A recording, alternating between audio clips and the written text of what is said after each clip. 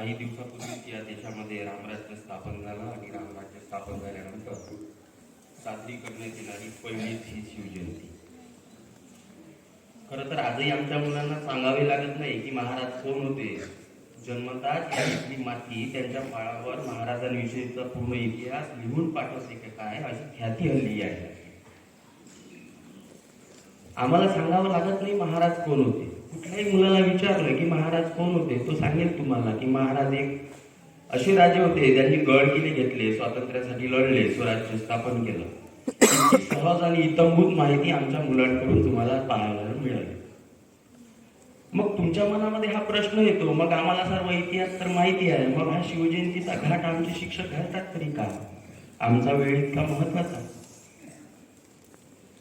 पण त्याचं उत्तर असं आहे की शाळेत शिकत असताना आणि तुम्ही एका विषयाचा संकुचित अभ्यास करत असताना काही गोष्टी आम्हाला त्या वर्गापुरत्या मर्यादित घेऊन चालत नाही, तर आम्हाला तुम्हाला एकत्रित करून त्या काही गोष्टी तुमच्या कानाच्या पटलावर घालाव्या लागतात. ही महत्वाची गोष्ट आहे. एखाद्या विषयाचा संकुचित अभ्यासताना आम्हाला पूर्ण गोष्टी तुम्हाला गवसणी घालता येत नाही, त्यासाठी घातलेला हा घाट असतो. खरं तर शिवाजी महाराजांबद्दल सांगायचं तेवढं थोडं. अगदी काय केलं असेल असं या राजाने. 350 वर्ष झाली, आजही शिवाजी महाराज आमच्या मस्तकावर अधिराज्य करत आहे. असं काय जादू असेल या राजाची.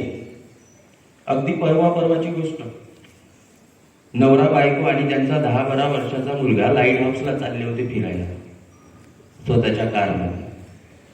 छानसं जायचं, काहीतरी घ्यायचं, काहीतरी द्यायचं, छान सुखी संसाराच्या मस्तपैकी गोष्टी रमलेल्या होत्या.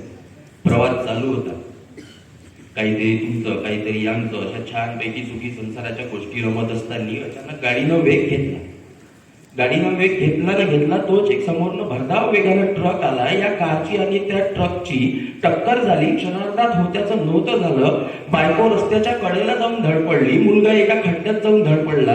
कारची आणि त्या ट्रकची टक्कर झाली. नवरा ट्रकच्या चाकाखाली आला होता. अक्षरशः डोक्यावरनं ट्रकचं चाक गेलं होतं. मेंदूचा पाक चेंदा झाला होता. ते काळीच फाडणारं दृश्य त्या माऊलीनं बघितलं आणि गुडघ्यात डोकं घुसून रडसा रडायला लागली.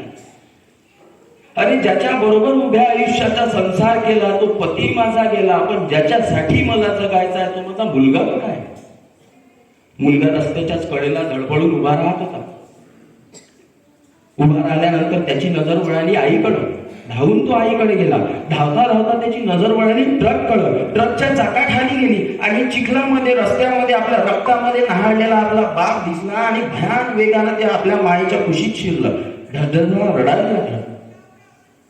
तशी माऊली म्हणायला लागली, अरे जसा माझा पती गेलाय तसा या पोराचाही पिता गेलाय. दुःख तर दोघांचंही सारखंच आहे.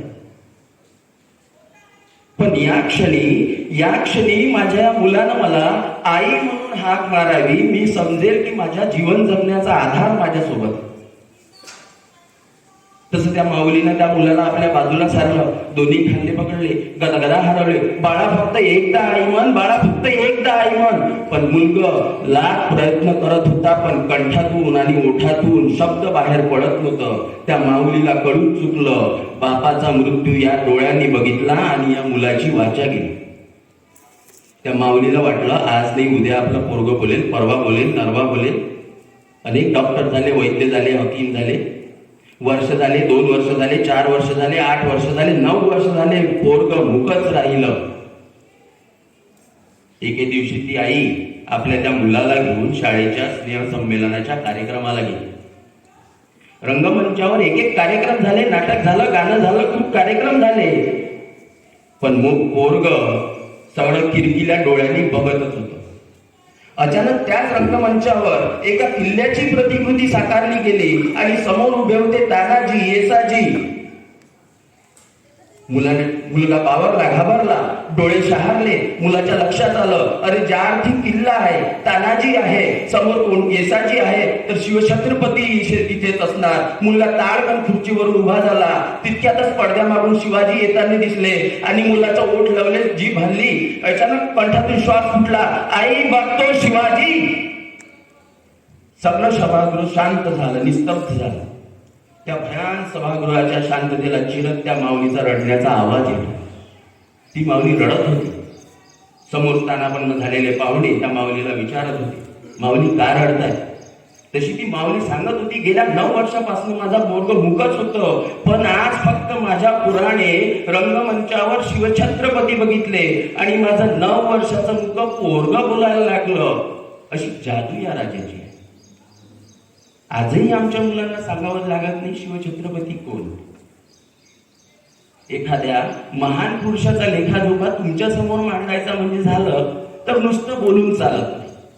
तत्कालीन सामाजिक, आर्थिक, राजकीय ही परिस्थिती अभ्यासावी लागते आणि मग शब्दाच्या विलक्षण गुंतवणुकीवर त्या व्यक्तीचं चरित्र तुमच्या समोर मांडावं लागते. तेव्हा कुठे ती प्रतिमा डोळ्यासमोर उभी राहते, उभा राहतो तो काळ, तो कालखंड, घडलेल्या गोष्टी. असा कसा होता काळ?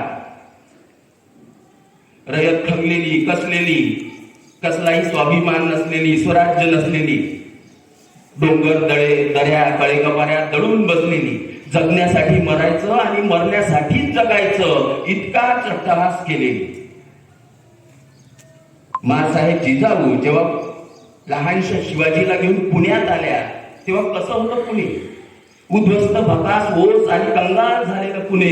या पुण्यामध्ये रायारामानं गाढवाचा नांगर फिरवला होता आणि याच मातीमध्ये रोवली होती एक पहाड. त्या पहाडीला एक तुटकी वाहन, फुटकी कवडी आणि सांगितलं होतं, इथं वस्ती करणं अशुभ, जो कोणी इथं वस्ती करेल त्याचा निर्वांश होईल. आणि बघता बघता या भीतीनं इथली माणसं परागंदा व्हायला, माणसं डोंगर दऱ्या कड्या कपाऱ्यात दडून लपून राहिला. मासाहेब जिजाऊ शिवबाला घेऊन पुण्यात करायला, राज्य तर करायचं आहे, वतन तर चालवायचं आहे, स्वराज्य तर स्थापन करायचं आहे, पण राज्य करावं कुणावर? दगडा धोंड्यांवर की कुत्र्या गिधाडांवर? तसा आवाज दिला मासाहेब जिजाऊनी, परत या स्वराज्याकडे. डोंगर दरेकडे कपारण्यामध्ये आवाज उमटायला लागला, जी कुणाच्या भरोशावर?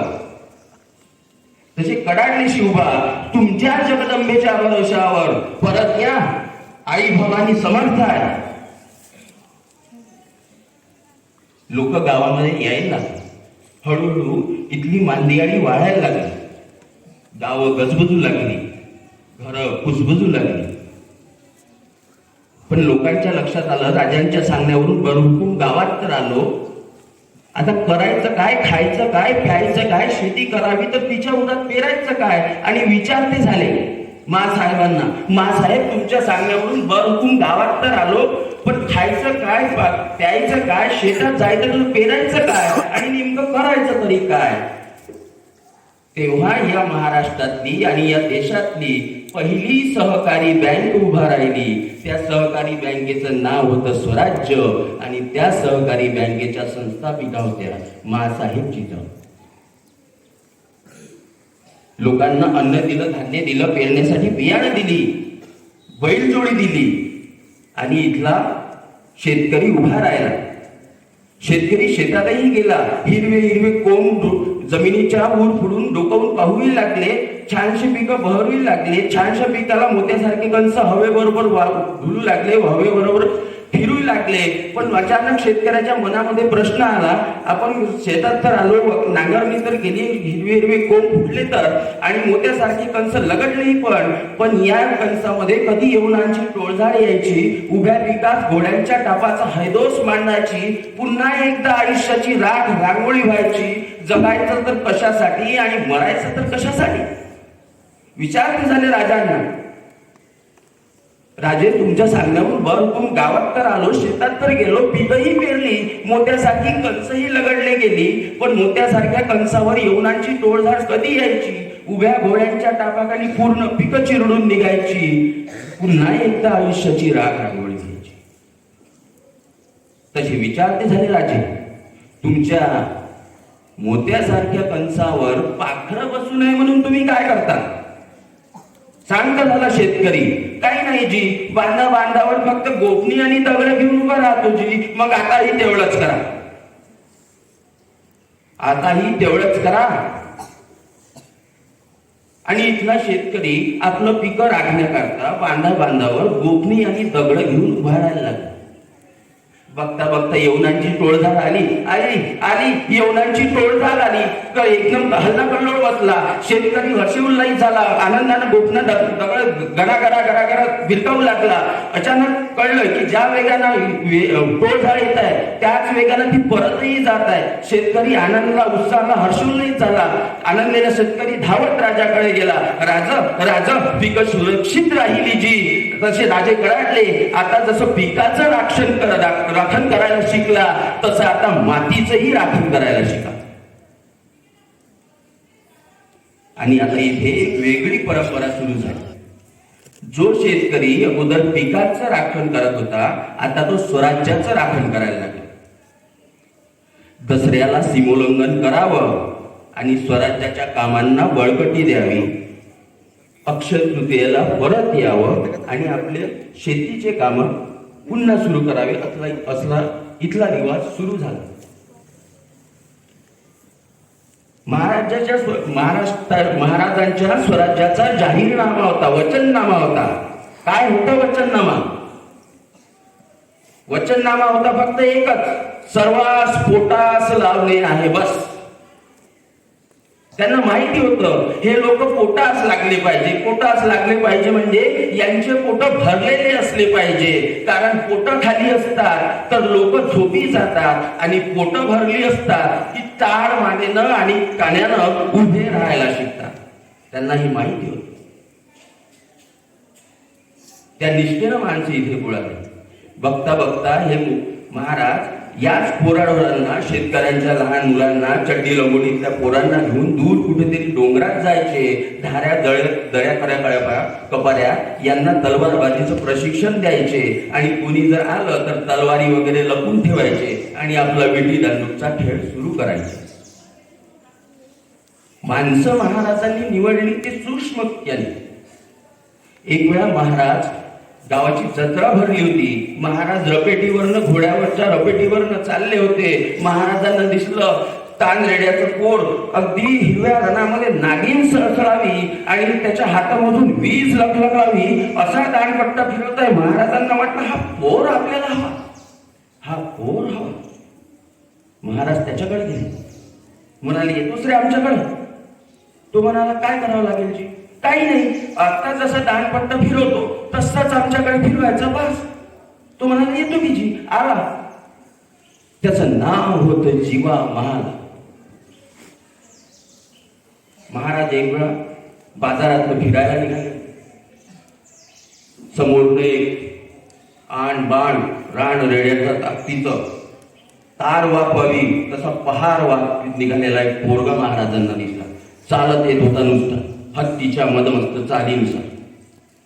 महाराजांना त्याचं ते शक्तीचं स्तोम बघितलं आणि महाराजांना वाटलं हा पोर आपल्याला हवा. म्हणाले काय करतोस र? तो म्हणाला काही नाही, खातो पितो झोपतो. येतोस आमच्याकडं? काय करावं लागल? काही नाही, खायचं प्यायचं झोपायचं, कुणी आडवा आलायचं कापायचं बस. तो म्हणाला येतो की जी. आला. त्याचं नाव होतं संभाजी गावची कोंढाण. आणि अशाच खूप मुलांना एकत्रित करून महाराजांना इथे युद्ध तयार केले. आणि खूप याच पोराढोरांनी मिळून तोरणा घेतला, कोंढाणा घेतला, पुरंदर घेतल्या, किल्लेदाराच्या मुसक्या रात आवडल्या. स्वराज्याची घडी नीट बसायला सुरुवात झाली. पण त्याच वेळी विजापूरच्या फिरलेल्या दरबारात कडाडी बडी बेगम साहेबा, अरे तो शहाजीचा पोर शिवाजी आमच्या सल्तनीमध्ये स्वराज्याचे काय खेळ मांडून राहिलाय. त्या शिवाजीला आमच्या समोर जिंदा या मुर्दा पेश करेल असा कोणीही मर्दा माझ्या दरबारात नाही का? सगळा दरबार शांत चिडचिड. कोणी मान वर करायला तयार आणि उभा राहिला तोच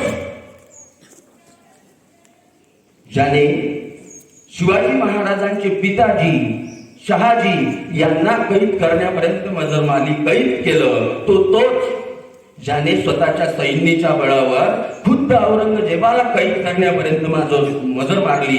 तोच अंगी हाताचे बळ असलेला आणि आपल्या शत्रूला पाहिजे तसा लोळवण्यात पटाईत असलेला तोच वाई शिरोळ प्रांताचा जहागीरदार अबू तालिब काझी अफजल खान वेळा उचलला खाना अफाट अशी फौज घेऊन निघाला आणि हादरला महाराष्ट्र. तितकी अफाट फौज घेऊन आणि महाराष्ट्राच्या पायाखालून जमीन चालती झाली. अतिशय रागानं बेभान झालेला खान आला चालून महाराष्ट्रावर. गावाच्या गाव उद्ध्वस्त करीत, किल्ले घेत, प्रदेश घेत, प्रांत जिंकत, आया बहिणीची इज्जत अब्रूवर वेशीवर टाकत आला खान महाराष्ट्रात. पण राजे समोर यायला तयार नाही, राजे लढायला तयार नाही. खानाला कळालं नाही, अरे मी गड घेतले, किल्ले घेतले, प्रांत घेतले, प्रदेश घेतले, पण हा राजा तयार का होत नाही लढायला, समोर का येत नाही. या राजाचा जीव आहे तरी कशा. इंग्रज खानाची सैन्य पाहून हादरले. साधं सुद्धा सैनिक नव्हतं खानाचं. हे सैनिक जेव्हा एखाद्या ठिकाणी रात्रीच्या वेळेस मुक्कामाला थांबायचं तेव्हा 6 किलोमीटरचा परिसर व्यापून जायचा. 6 किलोमीटरचा. महाराजांना तो सागर कळाला. महाराजांना माहीत होतं खानाला उघड्या मैदानात भिडणे म्हणजे मृत्यूच्या डोहात गटांगळ्या घाले. काही करून खानाला त्याच्या सैन्यापासून दूर केलं पाहिजे. खान आलाय, कडाडलाय, शोधा. शिवाजीचा जीव कशात आहे शोधा. तसे खानाचे सैनिक कामाला लागले. कशात आहे शिवाजीचा जीव. गडात नाहीये, किल्ल्यात नाहीये. शिवाजी येत का नाहीये, लढत का नाहीये. महाराज सापडला. शिवाजींचा जीव आहे. कशात आहे शिवाजींचा जीव. गडात नाही, शिवाजींचा जीव किल्ल्यात नाही, शिवाजींचा जीव प्रांतात नाही, प्रदेशात नाही. शिवाजींचा जीव आहे तो इथल्या लोकांमध्ये. असं मग खानाने इथल्या त्या लोकांना छळायला सुरुवात केली. राग रोज कत्तरी आरंभल्या. गावच्या गावात जाळली, मंदिरं उद्ध्वस्त केली, बायका पोरांच्या कत्तली केल्या. अरे ढीक प्रेताचा दखमाचे खर्च नुसते. इतक्या प्रचंड कत्तली आरंभल्या. तसे गहिवरले राजे आणि म्हणाले रयतच नसेल तर राज्य कोणासाठी. ही रयतच वाचणार नसेल तर राज्य करावं कुणावर. कुत्रा गिधांवर की दगडा धोंड्यांवर. महाराज तेव्हा रायगडाला होते आणि महाराज तिथून रायगडावरून प्रतापगडाला निघाले. आता इथे प्रतापगड काय तर प्रतापगड असं केल्यामुळे स्वराज्याचा बहुतांश भाग हा खानाच्या तावडीपासून मुक्त राहील.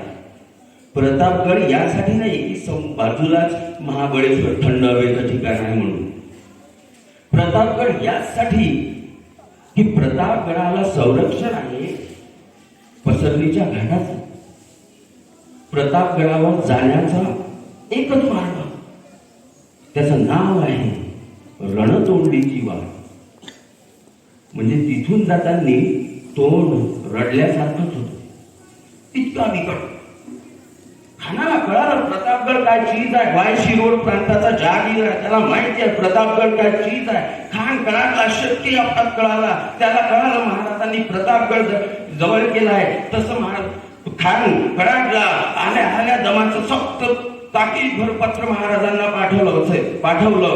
उरलेलं सगळं सैनिक त्या पसरणीच्या घाटामध्ये पसरलं आणि फक्त 2,000 ते 4,000 सैनिक घेऊन तो प्रतापगडाच्या दिशेनं निघाला.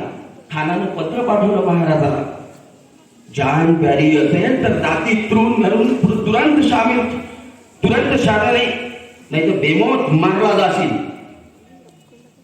आता खानाच्या या दमाच्या पत्राला महाराजांचं कसं पत्राचं उत्तर असावं.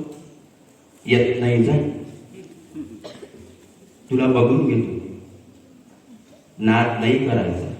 नाही, महाराजांनी पत्रामध्ये लिहिलं आपण तर आमच्या वडिलाच्या ठाई, आम्ही आपले स्वराज्यही आपलं, आपल्या म्हणण्यानुसार आम्ही आपल्याकडे आलो असतो. पण त्याचं काय आहे, आम्हाला आपली भीती वाटते. त्यापेक्षा एक करा ना, तुम्हीच आमच्याकडे या आणि आम्हाला घेऊन जा. खानानं पत्र वाचलं. खान कडाडला. वक्त बर्बाद करू नको, हिलफोड शरणे. महाराजांना कळालं खान काही कच्चा बच्चा नाही, वाई शिलोट प्रांताचा जहागीरदार आहे तो. महाराजांना कळालं डब्बे से घी निकालना है तो उंगली तो टेढ़ी ही करनी पडेगी. आणि तसं सुरू झालं शास्त्र, राजांचं मानसशास्त्र. आणि आदेश दिला हेरांना, शोधा खान ऐकतो कुणाचं, शोधा. तसे हे कामाला लागले, कुणाचं कुणाचं खान ऐकतो, कुणाचं कुणाचं कुणाचं. महाराज सापडला, कुणाचं खान ऐकतो त्याचा वकील कृष्णाजी भास्करचं. असं तर बघा, कृष्णाजी भास्कर कुणाचं ऐकतो ते शोधा. तसे हे पुन्हा कामाला लागले, कुणाचं कुणाचं कृष्णाजी भास्कर ऐकतो कुणाचं. महाराज सापडला, कृष्णाजी भास्कर ऐकतो त्यांचे मेवणे गोपीनाथ पंतांचं. कुठे आहे? आपल्याच दरवाजात. एक सासरा अफजल खानाचा वकील, त्यांचा मेवना महाराजांचा वकील. तशी महाराज पंतांना म्हणाले, पंत खान गडावर आला पाहिजे. गोपीनाथ पंतांच्या कानावर कृष्णाजी भास्कर आहेत, म्हणजे गोपीनाथ पंतांनी कृष्णाजी भास्करच्या कानावर गोष्ट रात्री जेवण झाल्यानंतर टाकली. दाजी खान गडावर आला पाहिजे. कृष्णाजी भास्कर खानाच्या कानाला लागला, खान साहब आप तो बड़े हैं ना धुरंधर, आप खुद जाइए मिलने, बड़प्पन होगा आपका. क्या बकते हो? हाँ खान साहब आप तो बड़े हैं ना धुरंधर, आप खुद जाइए मिलने. शिवाजी तो बच्चा, आप बड़प्पन होगा आपका. अच्छा भेज दिया जाए, बुलावा शिवाजी को. आता शिवाजी आहे ना, ही वार्ता खानाच्या सैन्यामध्ये वेगानं पसरली आणि पसरणीच्या घाटात खानाचं सैन्य निर्भीडपणे पसरलं. शिवाजी आहे ना, शिवाजी आणि खानाची गडाभेट होणार, खान येणार, खान निघालाय, प्रताप गडावर निघालाय. तसं महाराजांनी खानाच्या स्वागतासाठी एक आलिशान शामियाना उभारला. अत्यंत असा आलिशान, हिरे माणिक मोती वस्त्रांची लयलूट केलेला, अधिक उंची मध्यम उंची अफाट सोन्या चांदीची झालरी लावलेला अफाट असा आलिशान शामियाना उभारला. महाराज होते ते किल्ल्यामध्ये बोलू शकत होते, खानाला एखाद्या खलबतखान्यात भेटू शकत होते, पण नेमकं इथे आलिशान शामियानाच का? साधी गोष्ट आहे. आपण एखाद्या वेळेला घरातनं तुमचा तशा रागाने निघालोय, आज तो दिसू दे त्याने ठेवतच नाही, आज तो दिसला म्हणजे तोडतोच त्याने. अशा वेगान रागाने आपण निघालोय आणि आपल्या रस्त्यामध्ये आपल्या आवडीची, अत्यंत आवडीची अशी वस्तू आपल्याला दिसते आणि मग तिच्याकडे बघण्याच्या नादामध्ये आपण विसरूनच जातो. कोण होतो आपण, कुठं आलो होतो, कुठं चाललो. खानाला हे सर्व आवडत होतं. खान आलाय, शेपटी आपकत कळालाय शिवाजीला जिंदा मुर्दा पेश करतो म्हणून. खानाला शामियाना बघितला, वा बहुत खूप. खान भारावला, निम्मा खाली उतरला. खानानं शामियाचं अफाट असं ते संपत्ती बघितली. तशी महाराजांनी त्यांचा वकील पाठवला खानाकडे. खान साहब शिवाजी राजे चाहते हैं आप अपने से दूर करें सैयद बंडा को. क्यों नहीं, शिवाजी राजे डरते हैं सैयद बंडा से. त्याला वाटलं हे माझ्या नोकराला घाबरते, हे मला कशाला भेटेल. तसं खानानं सय्यद बंडाला बाजूला सारलं. उरला सुरला खान आणखी खाली आला. आता राजे येत आहे गडावरनं. भेटीची वेळ सुद्धा अचूक. सूर्य अशा ठिकाणी आहे की राजेवरनं येत आहे. सूर्य असल्यामुळे राजे दिसत नाही, पण राजे जेव्हा येत आहे तेव्हा खान स्पष्ट दिसतो. खान आहे कसा, वागतो कसा, चालतो कसा, बोलतो कसा. खान राजे अगदी निरक्त आहे. पण खानानं राजाला बघायचं म्हटलं, सूर्यकिरण सरळ डोळ्यात घुसले, काजवे चमकले, काही दिसेना. खान चक्क दिशी शामियाना शिरला. राजे आले, खान बाहेर आला. खानानं वकिलाला विचारलं, ये है शिवाजी, 5-5.5 फूट उंचे जे देखले रुबाबदार. वकिलानं मान डोलावली, ये है शिवाजी. तसा खानानं बाहुल फैलावले.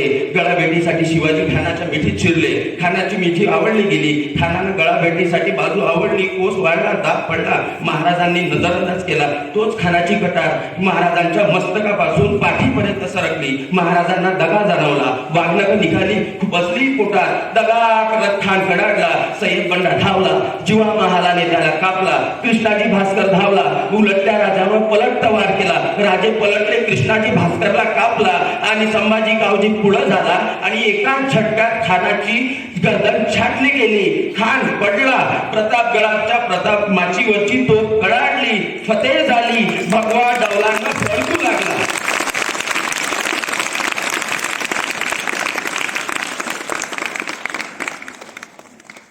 पण इथे एक विचार करायचा, खानाच्या जागी शिवाजी महाराज मेले असते तर ना स्वराज्य, ना सुराज्य, ना ताठपणा जगण्याचा, ना शिकण्याचा, ना काहीही आनंद. कशी असेल अवस्था त्यावेळेस. खान येतोय, अफाट अशी फौज घेऊन येतोय. एकुलत्या एक घराण्यात वाचलेल्या शिवाजींवर चालून येतोय. या चटतोच खान होता ज्यांनी शिवाजींचे वडील शहाजी यांना कैद केलं होतं. आता एकुलता एक खान शिवाजींवर चालू येत होता. कशी असेल अवस्था. माझा जिजाऊ काय म्हटले असेल त्यावेळेला शिवाजीला की शिवाजी तुम्ही इथे येतेस, या वेळेला द्यायला पाठवून कोणाला. तसं महाराजांनी विचार केला असता. काय तो खान येतोय, करतो नरेंद्र मोदीला फोन, तुमच्याकडे ते ब्रह्मोस मिसाईल आहे, 2-3 द्या इकडे पाठवून, टाकतो खानावर एकदाच, करतो खटखट मोकळी. तर म्हटले असतील महाराज, तानाजी जातो का यावेळेला तू? नाही, सकाळपासून माझी बीपी वगैरे वाढली आहे, शुगरही वाढली आहे, अस्वस्थ वाटतं, यावेळेला तू जा, पुढच्या वेळेला कोणाला पाठवायचं ते बघू. महाराज होते, ते राजे होते, तसं करूही शकले असते, पण त्यांनी तसं केलं नाही. शिवाजी हे नाव कधी तेव्हाही तुम्ही उलट वाचून बघा. शिवाजी हे नाव उलट वाचलं की कळतं, जो माणूस हयातभर जीवाशी खेळत राहिला त्याचं नाव शिवाजी. आणि बघता बघता इथल्या रयताला कळालं नाही, राजा आपल्यासाठी मरायला तयार आहे, मग आपणही राजासाठी मेलं पाहिजे. आणि महाराष्ट्रातल्या इतिहासातला पहिला काळ आहे जिथं स्वतः प्रजा राजासाठी मरायला तयार आहे. तसं तानाजी आहे, राजा द्या की राजा जातो की मी, राजा भिडतो की मी. तसं येसाजी म्हणत, अरे ताना मी केव्हापासून चौक नाही राजा, ह्या वेळची मोहीम आपण लढवणार, आपण जाणार, आपण मिळणार, आपण म्हणणार. तसं येसाजी मनाचा नाही रे, मी पहिले तुम्ही नंतर. या निष्ठेनं उभा झाली. असा महाराष्ट्राचा काळ आहे. माणसं मरण्यासाठी उभी होत आहे. महाराजांच्या काळामध्ये एकाही माणसानं बंडखोरी केली नाही किंवा पक्षांतर केलं नाही. महाराजांचा काळ. महाराजांनी राजगड बांधायचं ठरवलं. राजगड बांधायची जिम्मेदारी या हिरोजी इंदोरकरांवर दिली. हिरोजी इंदोरकर राजगड बांधताय. महाराज मोहिमेवर गेले. हिरोजीनं अर्धा राजगड बांधून काढला. बांधता हिरोजीला कळालं आपल्या खिशातले पैसे तर संपले, किल्ला तर बांधायचा आहे. महाराज परत मोहिमेवर परत यायच्या आत बांधायचा आहे. काय करावं, या हिरोजीनं अभूतपूर्व काम केलं. आपला भलामोठा राहता वाडा, आपली जमीन विकली व बायका पोरांना आणि पैशांना घेऊन रायगडावर आला. स्वतः झोपडी बांधून राहायला लागला आणि उरला रायगड बांधून पूर्ण केला.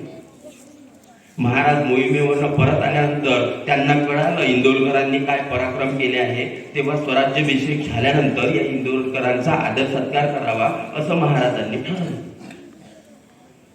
राज्याभिषेक झाला, सभाही भरली.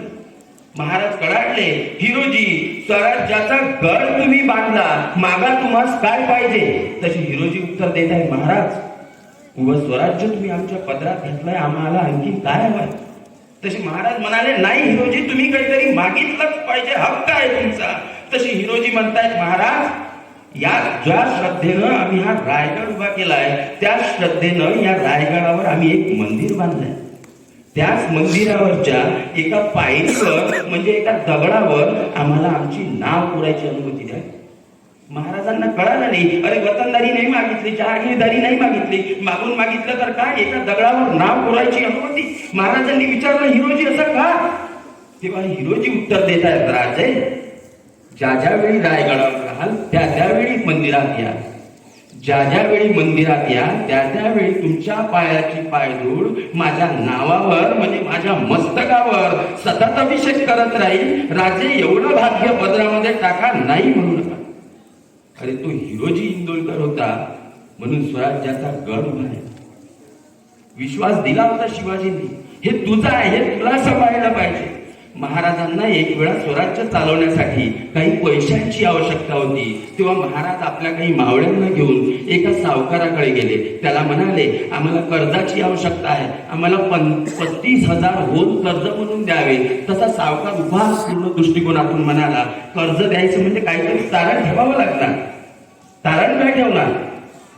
तशी बाजूला पडलेली असलेली गवताची काडी महाराजांनी उचलली आणि त्या सावकाराच्या हातावर ठेवली आणि म्हणाले, माझ्या स्वराज्याची गवताची काडी तारण म्हणून ठेवा आणि मला 35,000 ऋणांचं कर्ज द्या.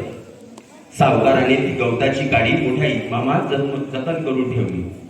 महाराजांना 35,000 ऋणांचं कर्ज दिलं. महाराज स्वराज्यात परत आले. दिवस पालटले. त्या सावकाराचं कर्ज चुक्त करण्यासाठी महाराज आता त्या सावकाराकडे गेले. त्या सावकाराचं कर्ज दिलं.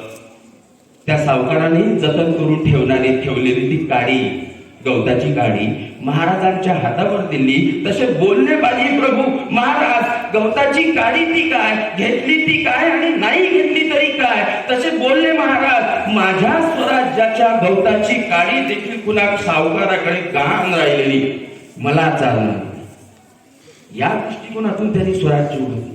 आज आपल्यालाही त्या दृष्टिकोनातून केलं पाहिजे, उभं राहिलं पाहिजे. मला शिवाजी आहे बनायचं आहे म्हणून नाही, हे आपलं आहे, हे आपल्याला सांभाळलं पाहिजे. आमच्या मुलांचं व्यवस्थ असतं, काय करायचं आमच्या मुलांचं भरायचं. अभ्यास करावा लागत नाही, अभ्यास केला पाहिजे. आई वडील खर्च करतात. शिवाजी महाराजांबद्दल त्यांच्या वडील आई वडिलांनी अगोदरच ठरवून ठेवलं होतं की आपला मुलगा जेव्हा जगायला लागेल तेव्हा तो स्वराज्य निर्माण करेल. काहीतरी ध्येय असायला हवं जीवनामध्ये, तेव्हा त्या दिशेनं मार्गाची वाटचाल असायला हवी. तेव्हा कुठं तुम्ही चीन जा, रशिया जा, जपान जा, फ्रान्स जा, अमेरिका जा, पण इथल्या मातीची धूळ कधी विसरू नका. तुम्ही पिझ्झा खा, बर्गर खा, जे पाहिजे ते खा, पण कांदा मीठ भाकरी आणि चटणीची चव तुमच्या जिभेवरून विसरू देऊ नका. बुद्धीनं आम्ही कमी नाही, शक्तीनेही कमी नाही, मग आमची पावलं झेपावत का नाही? महाराजांचा 50 वर्षाचा काळ होता. 50 वर्षाच्या काळामध्ये महाराजांनी 311 किल्ले बांधले. आज 50 वर्षाच्या माणसाकडून त्याचं फक्त एक शेवटी घर होतं. ही महाराजांची दूरदृष्टी आहे. आम्हालाही त्या दृष्टीने उभं राहायला पाहिजे. महाराजांनी शिकवलं, मला राजा व्हायचं नाही म्हणून नाही, हे तुझं आहे, हे तुलाच सांभाळलं पाहिजे. त्या दृष्टिकोनातून आज आपण उभं राहायला. जर हे सर्व करत असाल तर हे सर्व शक्य आहे आणि आपला भारत देश महासत्ताला बनायला नंतर वेळ लागणार. ही गोष्ट आहे. त्यामुळे तुम्हाला महाराज कळावे यासाठी घातलेला हा घात. तुमचा बराच वेळ घेतो आहे. जास्त बोललं तर बरं वाटत नाही आणि बरं बोललं तर खरंही वाटत नाही. त्यामुळे तुमचा माझा शिवविश्वाला इथं थोडं स्तब्ध करतो. तुम्हाला तुमच्या विश्वामध्ये आणून सोडतो. जाता जाता फक्त 2 शब्द मला बघायचे. बोला छत्रपती शिवाजी महाराज की. धन्यवाद.